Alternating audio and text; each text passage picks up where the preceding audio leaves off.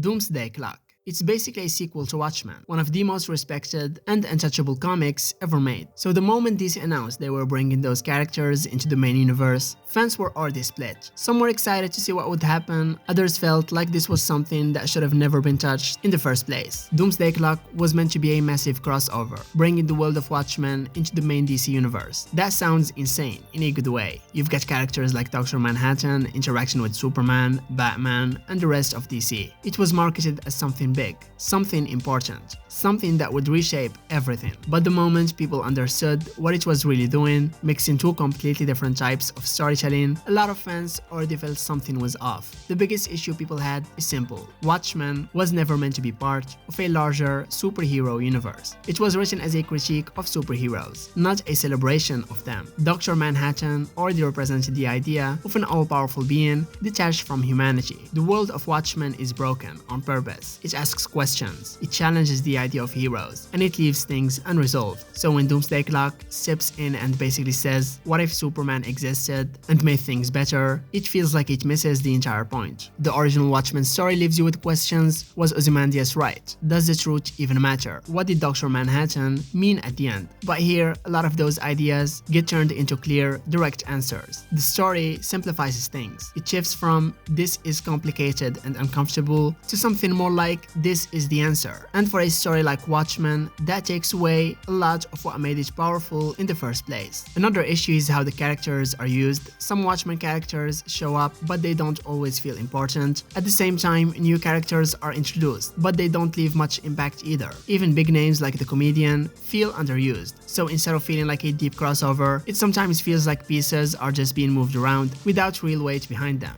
A big part of the story centers around Superman being this kind of symbol of hope that fixes everything. And while that works perfectly in the DC universe, it clashes hard with Watchmen, because Watchmen already explored what a godlike figure would be like. And it wasn't hopeful. It was cold, distant, complicated. So when the story leans into the idea that Superman's presence solves things, it feels too simple for a world that was built on complexity. For something that was built up as a massive, universe-shaking event, the payoff felt smaller than expected. It tried to explain and fix continuity issues, but didn't fully commit to changing things in a lasting way. So instead of feeling like a major turning point, it ended up feeling more like a side story with big ideas that didn't fully land. Fans expected something game-changing and didn't really get it.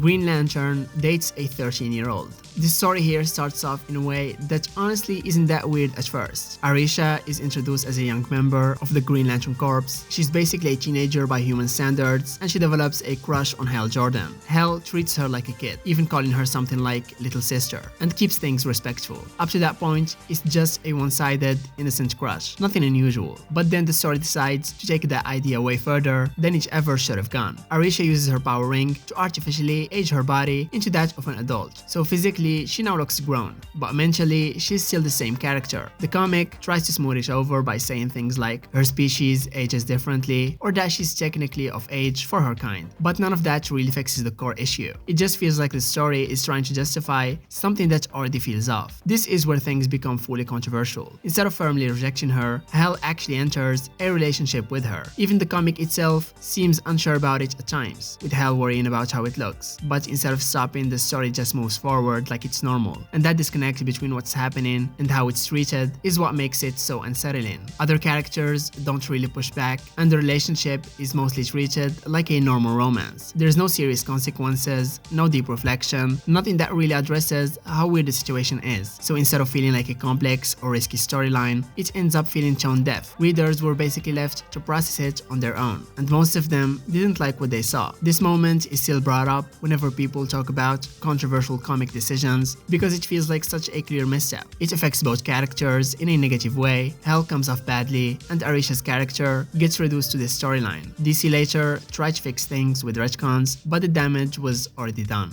Deathstroke sleeps with his son's fiancée. Deathstroke is already a morally grey character. He's an assassin, manipulator, and someone who's done a lot of questionable things. But in DC Rebirth Deathstroke, there's a moment that even fans of the character looked at and said, yeah, this is too far. The story involves his son Jericho and his fiancée Etienne, and what starts as suspicion quickly turns into uncomfortable territory. Deathstroke begins to suspect that Etienne might be hiding something, that she could be manipulating Jericho, or not truly loyal. So instead of investigating normally, he decides to seduce her himself to test her feelings. And yeah, it actually happens. He sleeps with his own son's fiancée, thinking this will somehow prove whether she truly loves Jericho or not. It feels reckless, invasive, and completely out of line, even for someone like Deathstroke. And what makes the situation even worse is that this plan doesn't even work. Etienne still claims she loves Jericho and plans to go through with the marriage, so now Deathstroke hasn't uncovered anything useful, he's just betrayed his own son for no real reason. The story then escalates when Etienne is found dead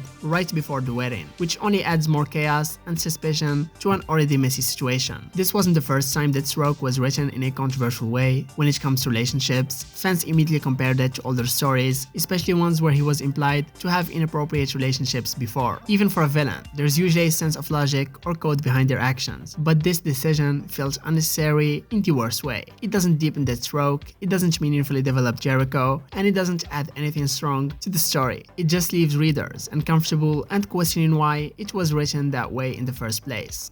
Black Kryptonians. As comics started moving out of the Silver Age, readers began noticing something obvious. Most characters, especially on Krypton, look the same, so DC tried to answer that question. Instead of naturally introducing diversity across Krypton, they came up with a very specific explanation. All Black Kryptonians lived on one place called Vatlo Island. At first glance, it might seem like they were trying to include diversity, but the way they did it raised a lot of eyebrows. In Krypton Chronicles issue 2, this idea gets expanded. Vatlo Island is presented as a region of Krypton populated only by dark-skinned Kryptonians, completely separate from the rest of the planet. Superman's ancestor even discovers the island, but the story doesn't really question what this means. It just presents it as normal. And that's where the discomfort comes in, because instead of diversity being part of the whole world, it's been isolated into one location. And by grouping all Black Kryptonians in one place, this story unintentionally mirrors real-world segregation. Even though the comic tries to present the people of Vatlo as advanced and thriving,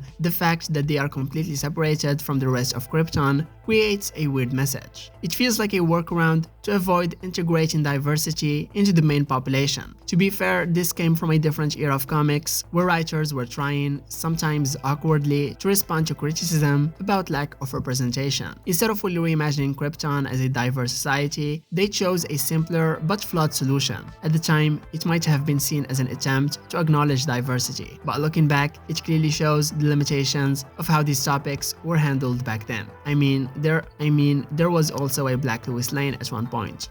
The New 52. In 2011, DC made one of the boldest moves in comic history. They hit the reset button on their entire universe. DC cancelled all ongoing titles and relaunched everything with 52 new series starting at issue 1. The idea was simple: create a fresh starting point so new readers could jump in without needing years of backstory. On paper, it sounded perfect. Clean slate, modern storytelling, new energy, but the moment it actually happened, fans realized this was a complete overhaul of everything they knew. At first, the New 52 generated huge hype. New #1 issues, new designs, modern takes. It brought a lot of attention to DC, but over time, that changed. Many readers felt the writing didn't live up to the promise, and that the reboot prioritized shock changes over meaningful storytelling. Some redesigns and character directions were heavily criticized, and the overall tone of the universe felt off to many fans. Decades of character development, relationships, and legacy were either rewritten or completely removed. Characters were aged down, major relationships like Superman and Lois Lane were changed, and entire histories just disappeared. For longtime fans, this felt like losing years of emotional investment overnight. Stories that had built up over decades suddenly didn't matter anymore without any warning. DC has always been known for its legacy: sidekicks growing into heroes, mantles being passed down, generations of characters connected to each other. The New 52 disrupted that heavily. Characters like the Teen Titans, Bat family members, and sidekicks were either reworked, erased, or stripped of their history. It made the universe feel smaller and less connected, and it started to feel like everyone just showed up recently with no real past. Ironically, even though the New 52 was supposed to simplify things, it ended up creating confusion. Some parts of the old continuity were still kind of there, while others were completely gone. Batman, for example, people somehow had years of history intact, while other characters felt brand new. This created a weird situation where the timeline didn't fully make sense. So it wasn't a true clean state like it was promised, but it also wasn't a proper continuation.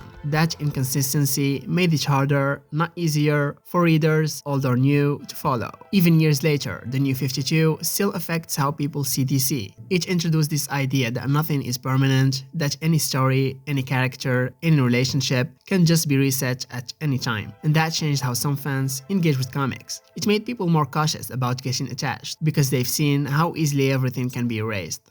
Superman designs a robot to spank Lois Lane. Yup, you heard that right. Back in the older Superman's girlfriend Lois Lane comics, Lois wasn't always written as the strong, capable journalist we know today. She was often portrayed in a much more exaggerated, almost childish way, especially when it comes to her relationship with Superman. In this particular story, that portrayal goes way too far. Lois tries to prove she's ready for marriage by moving into the Fortress of Solitude, but instead of being treated like an equal partner, she's basically treated like someone who needs to be taught a lesson. Superman doesn't just tell Lois the fortress is dangerous or unsuitable. He creates an entire setup to prove it. He secretly designs a robot that looks exactly like him and programs it to punish Lois whenever she makes a mistake. And by punish, the story literally means spanking her. Not metaphorically, not symbolically, but actually physically punishing her. The idea is that if she experiences enough accidents, she'll realize she doesn't belong there. Throughout the story, Lois ends up being repeatedly caught in these setups, leading to the robot spanking her multiple times. It's played in a weird, almost comedic tone, like it's supposed to be funny. Lois even starts to believe that she deserves it for being a bad girl, which makes the whole thing even more uncomfortable. And what really adds to the controversy is what happens after the story came out. Some readers actually wrote in support of Superman's actions, saying Lois deserves to be treated that way, and the comic even published letters defending the idea, comparing it to real-life discipline. Looking at it now, this story stands out as one of those moments where comics clearly reflect outdated ideas and poor judgment. It takes a strong character like Lois Lane and reduces her to someone who needs to be controlled and punished. And it presents Superman, normally a symbol of hope, as someone who plans and carries out that punishment.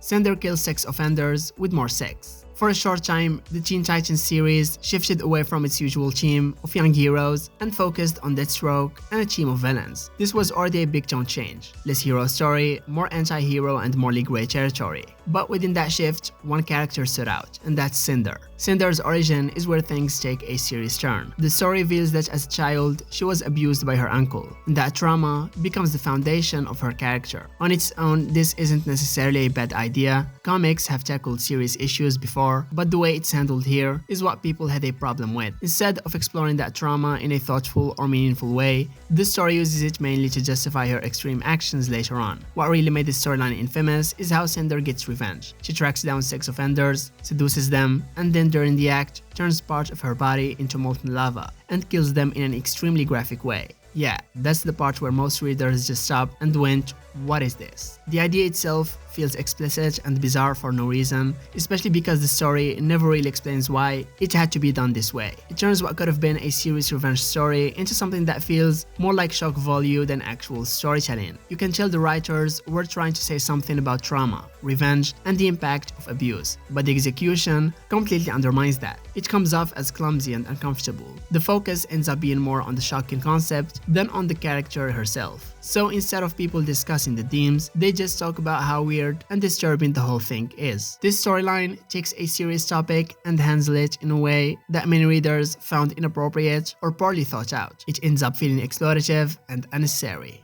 Batman War Games. It begins with what is honestly a very Batman idea. He creates a secret backup plan to control Gotham's crime world. The goal, gather all gangs, put them under one leader he can manipulate, and basically keep the city under control from the shadows. The problem is, that plan was never meant to be used without him. So when Stephanie Brown, aka Spoiler, trying to prove herself, activates it on her own, everything immediately falls apart. Gotham explodes into chaos. The meeting goes wrong, people start dying, and suddenly every gang in the city is at war. What was supposed to be a controlled move becomes a full-blown disaster. Once the plan fails, Gotham becomes an absolute nightmare. Every Every gang is fighting for power, and the violence spreads everywhere. It feels like the city is completely out of control, and in the middle of all this, Black Mask rises to power, manipulating the chaos and taking control of the entire criminal underworld. So instead of weakening crime, Batman's plan accidentally creates a single, stronger crime boss, which makes things even worse. And that's actually one of the biggest reasons people criticize the story. It turns Batman's intelligence into a massive failure. And it didn't stop there. Stephanie, who caused the whole situation trying to prove herself, gets captured by Black Mask and he tortures her for information, and she's left brutally injured. She eventually dies from her injuries, and that moment hit fans hard. It felt unnecessarily cruel, especially for a character who was just trying to do the right thing. A lot of people saw it as a shock moment rather than meaningful storytelling. If that wasn't enough, the follow-up makes things even worse. It's later revealed that Leslie Tompkins, a longtime ally of Batman, didn't save Stephanie on purpose, letting her die to teach Batman a lesson. Leslie is usually portrayed as compassionate and moral, so turning her into someone who lets a young hero die felt extremely out of character.